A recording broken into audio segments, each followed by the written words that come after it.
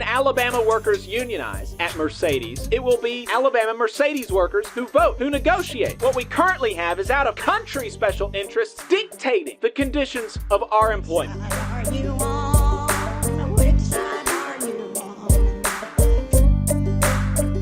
The United Auto Workers have announced that they have reached 30% card signed at the Mercedes manufacturing plant in Tuscaloosa, Alabama, with their now signature flashy videos. So we're going to go ahead and play that flashy video for you because it's always really good. Let's play this clip for him, Adam.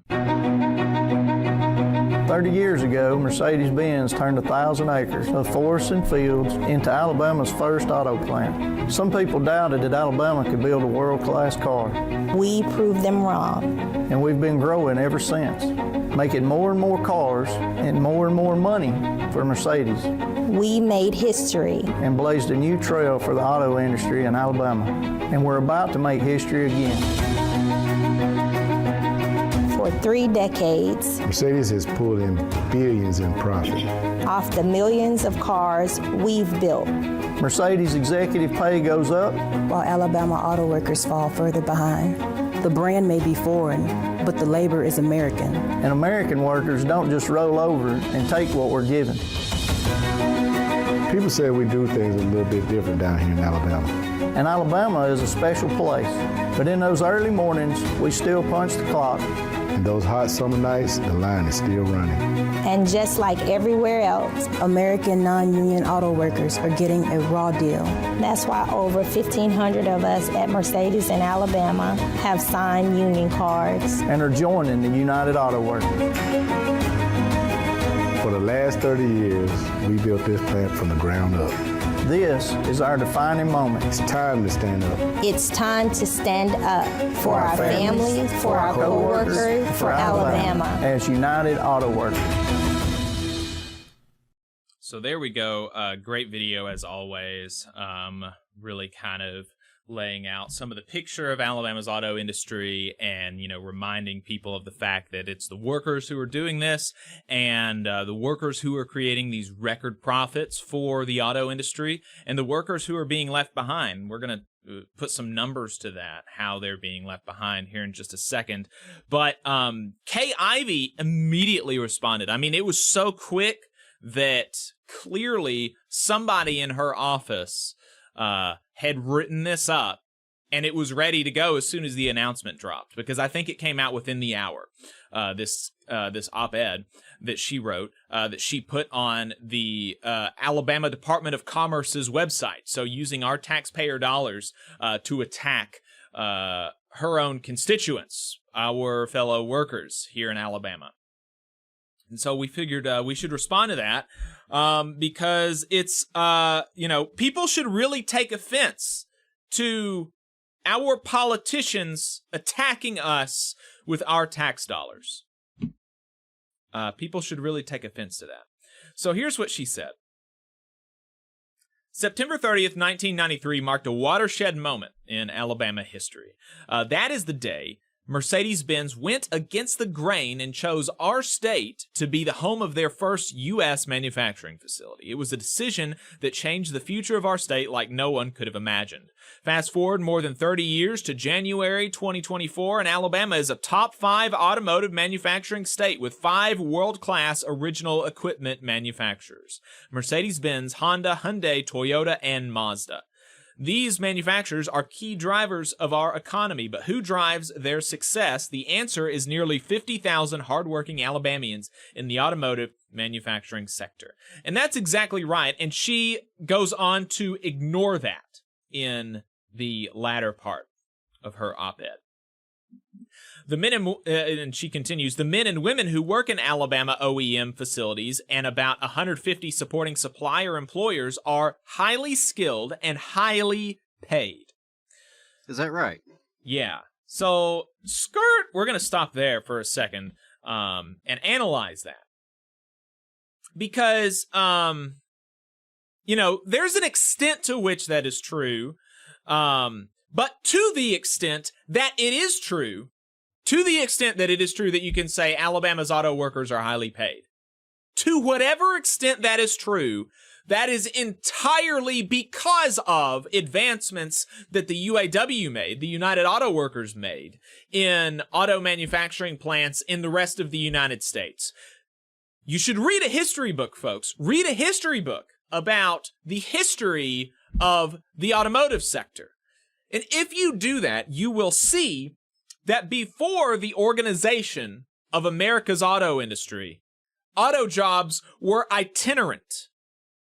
Itinerant, meaning not consistent. They were not jobs that you could go to as a career and stay there for your entire life and be able to retire with dignity. They were not a place that you could go to and expect to come home unmaimed and uninjured at the end of the day. They were not a place that you could go to and expect respect and dignity on the job.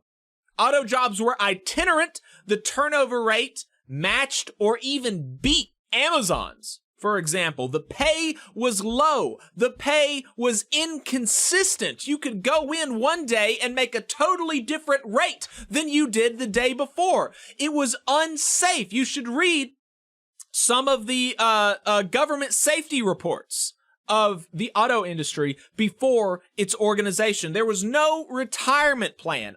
Everything that you can imagine about the auto industry that is good for workers today is because of the United Auto Workers.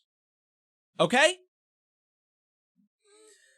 But even to the extent that it is true that Alabama's auto workers are quote unquote highly paid, that is becoming less and less true. Just since 2002, Alabama's auto workers make 11% less than they did in 2002. If you were an auto worker in 2002, you earned an average of $72,000. That is about $25,000 more than what the average worker earned in the state economy that year, which was $47,000, and $17,000 more than what the average manufacturing worker earned, which was $55,000. Okay, so I'm reading this from Alabama Arise's report on Alabama's auto industry. It's very interesting. You should all read it. Google Alabama Arise Auto Report. So, it is worth mentioning that in the early years of Alabama's auto industry, the auto industry workers were paid a significant wage premium compared to the rest of the economy, not compared to auto workers in the rest of the United States, compared to workers in the rest of the economy. Yet, by 2019, the auto worker wage premium had shriveled, reading from the report again. As the auto industry's wages declined and other industries began to pay more. In 2019, Alabama's auto workers earned $64,000, just $2,600 more than the average manufacturing worker in the state. Even more troubling, these missing wages came at a time when Alabama's auto industry continued to experience record profitability. In 2019, Alabama's 5 biggest auto manufacturers, Honda, Mercedes, Hyundai, Toyota, and Mazda, together earned more than $127 billion in profits globally. Given profits of this magnitude, it seems reasonable to ask why automakers didn't pay Alabama workers at least what they were making 20 years before. And what would that be?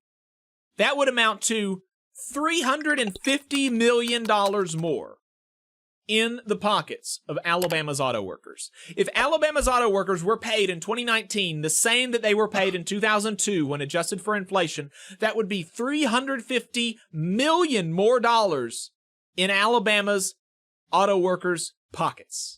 Instead, that $350 million has been stolen from our economy and lining the pockets of out-of-state investors. In these cases, Honda, Mercedes, Hyundai, Toyota, Mazda, out-of-country investors, right?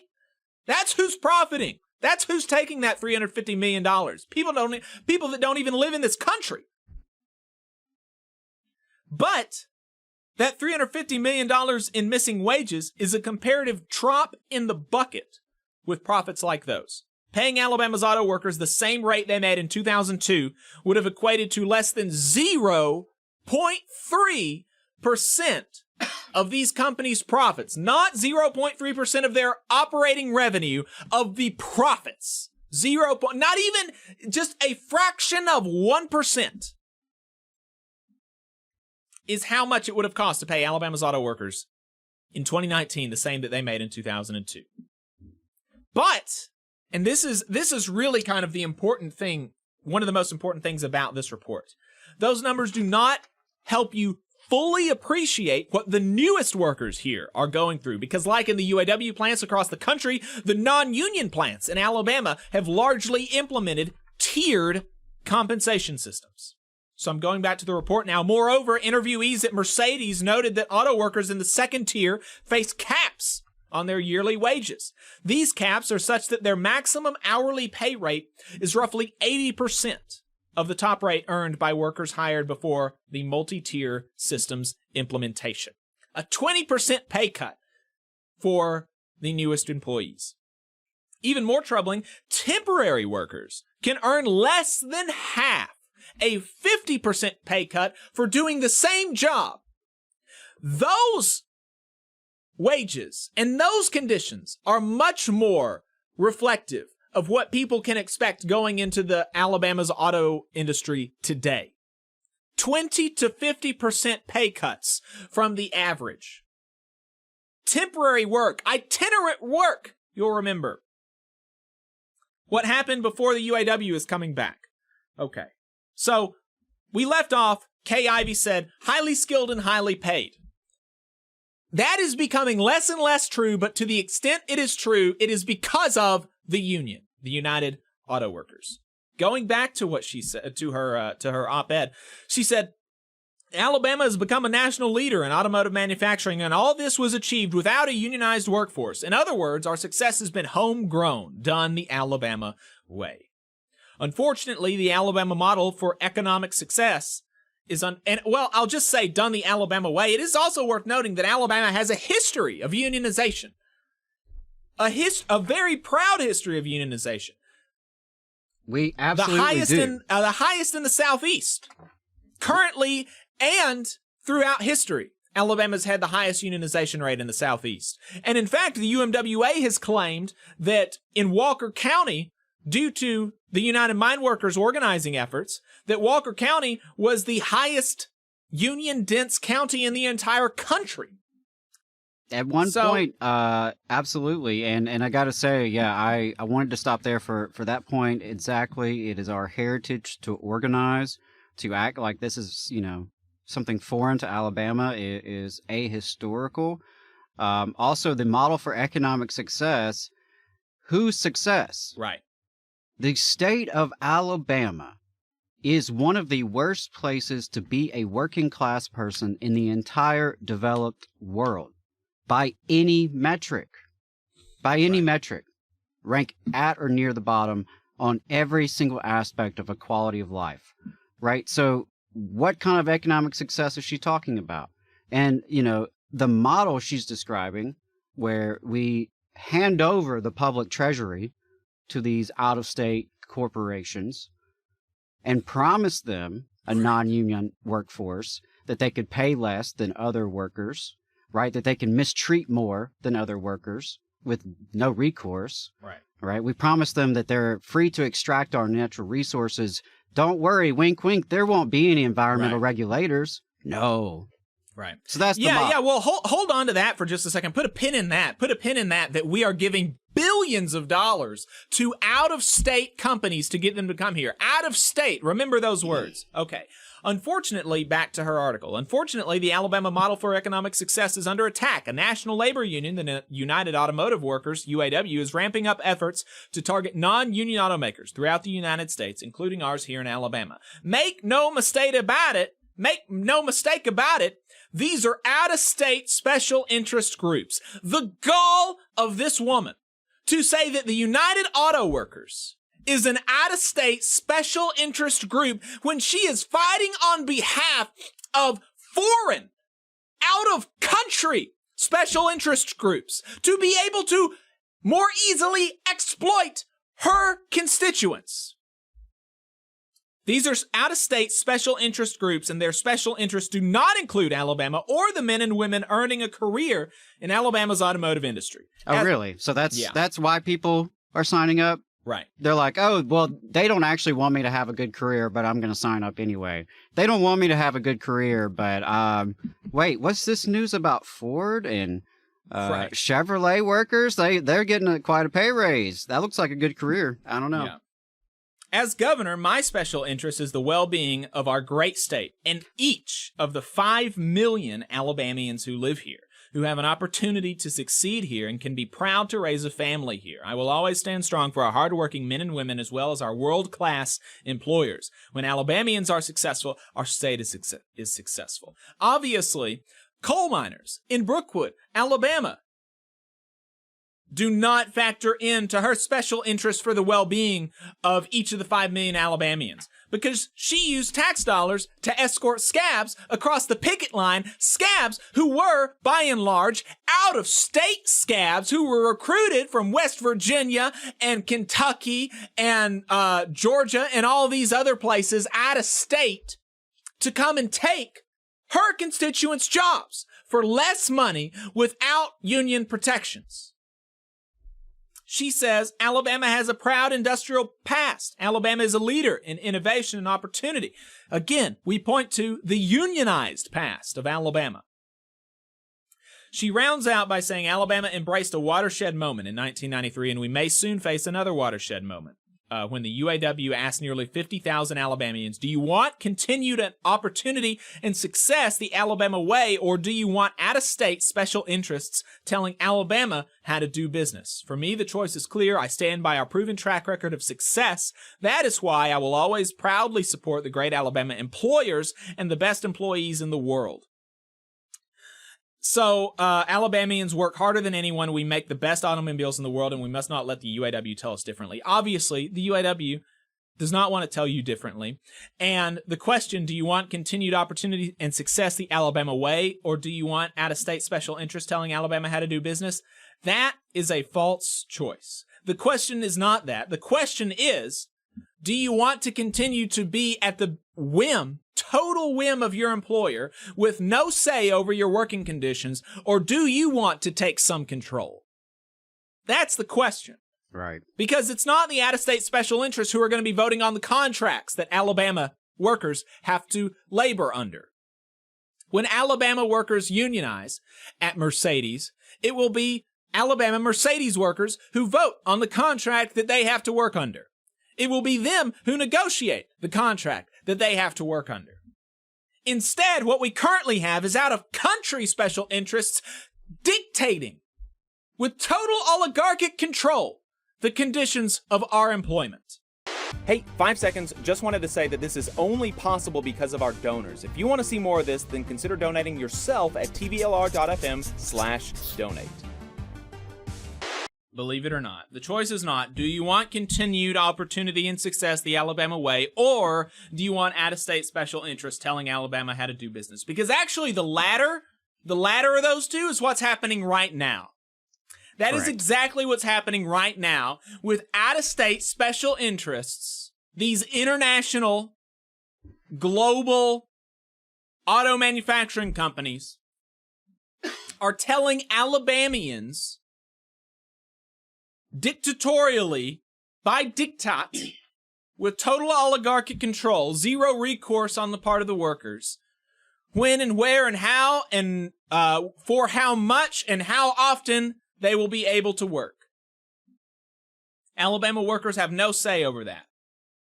So currently, out-of-state special interests are telling Alabama how to do business. The question is, do you want the status quo, which is out-of-state special interest telling Alabama how to do business, or do you want Alabamians to have a seat at the table and have some control over the majority of their waking lives?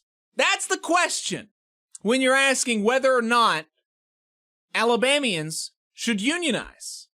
Do you want them to have some control over the conditions of their life? Right. Do you want the status quo of falling wages? Is that what we're defending here, Governor Ivey? And why do you want workers to not have a voice? Right. Why do you think Alabama workers do not deserve collective bargaining rights? Why do you think Alabama workers do not deserve to have due process on the job, to have representation on the job, someone to have their back if they need it? Why do you think that? Why do you think Alabama workers are less than? Because that's what you're telling us. You're telling us that Alabama workers don't deserve a voice. So she wasn't the only one to come out against workers unionizing at Mercedes. Huntsville State Senator Sam Gavan was not as explicit as Kay Ivey. He's in just about everything. He's kind of milquetoast and wishy-washy about what he says. But he was on the Dale Jackson Show talking about this. And so I pulled a little bit of it because I thought it was instructive and gives us a good jumping off point for some other, key points to this conversation. So let's play this clip. I just think that the typical worker is much more conservative than the union bosses, and I just don't know that there's a lot of jobs out there that are paying well. What do they really get out of it? Okay, yeah, let's pause there and we'll come back to that. So there are two things there. That the average worker is more conservative than the union bosses. It's amazing how every one of these people use this term to try to, undermine the legitimacy of the union leadership. Yeah, you don't like unions because they have bosses. Right. But we love employers, right. The actual bosses. It's just a bizarre, it's just really bizarre. But, you don't elect your bosses at work, although, I think there's a good argument to say that you should. You should be able to do that. You should be able to elect your bosses at work.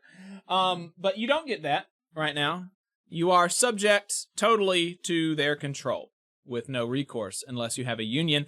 But then the second thing that he said is, what do they get out of it? Well, they get a lot out of it, actually. There's a lot that they can get out of it. In the report from Alabama Arise, one of the other things that they mentioned was safety. And so listen to this. This is crazy. In 2010 alone, workers in Alabama parts plants had a 50% higher rate of illness and injury than the U.S. auto parts industry as a whole. By 2015, the chances of losing a finger or limb in an Alabama parts factory was double the amputation risk nationally for the industry, 65% higher than in Michigan and 33% higher than in Ohio. And in 2017, the incidence of traumatic injuries in Alabama's auto plants remained 9% higher than in Michigan's and 8% higher than in Ohio's. So that's that Alabama homegrown way. So just immediately, when you're talking just on safety, what do you get out of unionization? Well, between a 10 and 60% lower chance of having your limbs severed from your body. Okay? That's a significant thing, I think. I think that's significant. Okay? I do. Yeah, I prefer having all of my limbs. All of my limbs, all of my fingers, that's my preference. And if you unionize, you have more likelihood of keeping them. Here's another one. Consistency. Damn, out-of-state interests want you to keep all your fingers. Right. Consistency. One of the things that Alabama Arises report highlighted with Alabama's non-union manufacturing sector, auto manufacturing sector, is that significant changes detrimental to employees recently have taken place at multiple Alabama auto manufacturing facilities. For example, workers at Mercedes reported having Saturday and Sunday pay rates previously paid at double on Saturdays or triple on Sundays the regular hourly rate. Those were changed recently to their straight hourly rate. No more premium time on the weekends. And that was changed without negotiation or any input from the workers. The out-of-state special interests that are the car companies just decided that, and Alabama workers had to live with it. Further, worker interviews noted that some facilities have instituted complete overtime bans within the past year, sometimes with less than a pay period's notice to workers who would experience declines in earnings because of the policy changes. Worker estimates of the financial impact of these changes state that they could cost up to $1,500 a pay period. And so, look, I don't know many people who can afford a $1,500 hit in a pay period unexpectedly. Right. That's real rough. That's huge. That's rough. And, the thing is that, there's a bit of a complication here in that I don't think anybody should have to work overtime, but if you as an employer have conditioned your employees to expect overtime and to be able to live on a consistent diet of overtime and those overtime wages and premiums, and then to take it away without negotiation or input or even a pay period's notice, that is insane. And that doesn't happen in a unionized facility because they have to negotiate over it. Consistency is a huge benefit to working in a unionized plant. Okay, so those are just two things right there. And then obviously, we can talk, and those aren't even the things that people think about the most, right? When people think about unions and the benefits, they think wages and benefits. Okay, so we even set aside the most obvious things and said safety and consistency. These are huge issues in people's lives that are enormously better, that are made enormously better and immediately so on unionization. But then you've got wages, benefits, respect, stuff like this, right? That you get out of unionization. When you have a problem, what do they get out of it? What a silly thing. Sam Gavan is literally a lawyer. All right. Right. People hire lawyers, right, to defend them. Okay. If we were to say that there could not be lawyers in the state of Alabama because, that's not the Alabama way, he would feel some type of way about it. And, it's not to equate union representation with, lawyers, because sometimes we do that in our movement. I don't always think that's helpful. But at the end of the day, if you have a problem at work, you would like to have someone you could go to. Right. You would like to have somebody who's going to have your back. Somebody is going to be there. If there's a problem, if you witness a safety concern, can you report that? Do you feel comfortable reporting that? And do you feel comfortable that someone will take action on that? If you are being mistreated at work, do you have a recourse? If you walk in one day after years of good service, good evaluations, and they walk you out the door for no reason, is that okay? Right? So, yeah, there's a lot, obviously, that they get out of it. And this broken status quo is what Alabama politicians are trying to defend. That's what they want to defend, where poverty is widespread and where you should be grateful to get a job like Hyundai or Mercedes. Even though they're paying you less than they used to, even though things keep getting worse and no one asks you about it and you don't have any choice in it, that you should just be grateful for that because, hey, I guess it could be worse. You could be working at McDonald's or KFC alongside prison labor. Oh, wait, actually, if you're in the auto supply chain, you're probably already working alongside convict lease labor, if not children, if not both, in the case of Hyundai. But, that's the Alabama homegrown way that we're supposed to defend. Yeah, exactly. And so, he says, so let's play the rest of that clip. I just think that the typical worker is much more conservative than the union bosses, and I just don't know that there's a lot of jobs out there that are paying well. What do they really get out of it? And, the reason we've had growth that we've had in Huntsville is because we're a right-to-work state. We wouldn't have gotten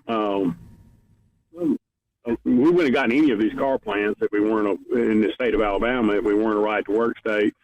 And we'll just see how the workers vote. But that area over there is still a pretty conservative area, and I just would be surprised if I know they're not all from Vance. I mean, they're going to come from different areas, but it's still a pretty conservative area of the state. So there we go. The growth happened because of right to work and because of implicitly the low unionization rate. And, I don't want to, I'm a union partisan. I'm a partisan for the workers, but the way best to do that is to work in reality, I think. I think the best way that you can be an effective partisan for working class people is to live in reality. And there is a reality to the fact that Alabama has gotten these investments because of our low road approach. These companies came to Alabama because the leaders of Alabama said, the workers of our state are more easily exploitable than the workers in Michigan, and we will facilitate that exploitation. Okay, so there is a truth to that. But just because there is a truth to that does not mean that is the truth. That is not the only truth. The United Auto Workers, in fact, in this last round of negotiations, showed the way that the low road approach is not the only way to get new investments from companies. In the lead up to the UAW's negotiations, the Stellantis closed the Belvidere plant in Illinois, eliminated thousands of jobs. This was in the lead up to the negotiations. And during the negotiations, the UAW was able to get them to reopen this plant. That is the first time in the history of American automotive manufacturing, as far as I'm aware, that an indefinitely idled plant has been reopened by the same company. Sometimes companies will come in and take over previously held manufacturing plants. But this is the first time, as far as I'm aware, that it's been reopened by the same company. That was because of worker power. And not only was the UAW able to get Stellantis to reopen the Belvidere plant, they were also able to get Stellantis to commit to the opening of a battery plant on the same campus in Belvidere. So, offering up our citizens as a sacrifice to the market is not the only way to get investment. We can also pry investment from the hands of the capitalists. We can force them to invest by our power. Because we can say, if you don't invest, then you don't get anything. Right? You can strike. That's what UAW workers at the big three American automotive manufacturers said. They said, if you don't reopen the Belvidere plant, Stellantis, then you will face an increasing strike. And so Stellantis was forced to do that. And so, and that just shows, another angle to the fact that what is happening right now is out-of-state special interests are telling Alabama how to do business. And unionization with the proper, with the proper organization and worker power and input and democracy can actually change that and can make it so that Alabama, not the politicians, not the business leaders, but Alabama's workers, the people who Ivey admits are responsible for the humming of our economic engine, can have a real say in what happens in the state and in these companies that have taken root in our state. So that's the answer to that. That's the answer to that. Is there some, have we gotten this growth largely because of the low road approach, lack of unionization, workers being offered as sacrifices by our political leaders? Yes, that is in large part why we have gotten this investment. But that is not the only way to attract investment. And in fact, I would argue that the other way that I've just laid out of getting investment is better for working people and for the state's economy. You just saw a clip from the Valley Labor Report. We are live every Saturday morning from 9:30 a.m. till 12:30 p.m. And we pride ourselves on keeping all of our content free to everybody so that we can talk to as many working folks as possible. If you support the work that we're doing, you think that it's important, you think that it's good, then consider making a monthly contribution to the project, and you can do that on our website, tvlr.fm.